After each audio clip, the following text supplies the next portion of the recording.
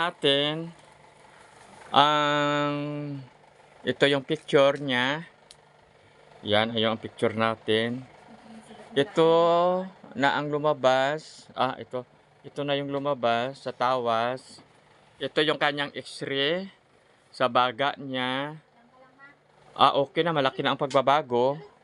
At gisingin natin siya ngayon para, ito naman sa heart niya, okay na rin, oh. Yung sa puso niya. Pero konting diferensya na lang, ito yung klima. Kailangan mailabas natin. Ito, ipalabasin ko na ito ngayon. Walang imposible sa Panginoon. In Jesus' name. Sa Adonai, sa Jehovah, sa Sama. Ikaw ay mag-isip na akalihan ng natin mga karamdaman sa katawan sa Adonai. Ito kasi yung magulang na nag-request sa akin, yung anak ng sa hospital. Okay.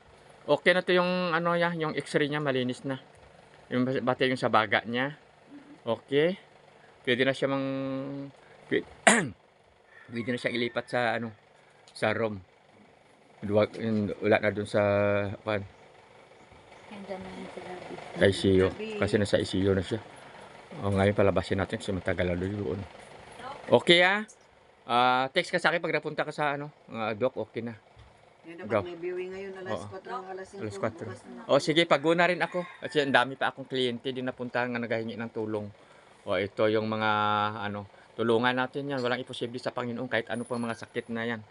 In Jesus name, gagaling na yung inyong anak.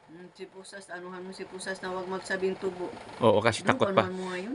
Takot pala itong nanay ang tubuhan daw yung anak niya. Kaya i-pray over ko yung anak niya na makarecover na sa kanyang sakit. Oo, wala imposible sa Panginoon. Hingin po natin ang tulong na gagaling na yung kanyang anak. Na nandito pa naman yung picture niya. Picture lang ng kanyang anak kiningnan ko para magamot po natin. Wala imposible sa Panginoon. Ang yung anak ay gagaling na. In Jesus' name po.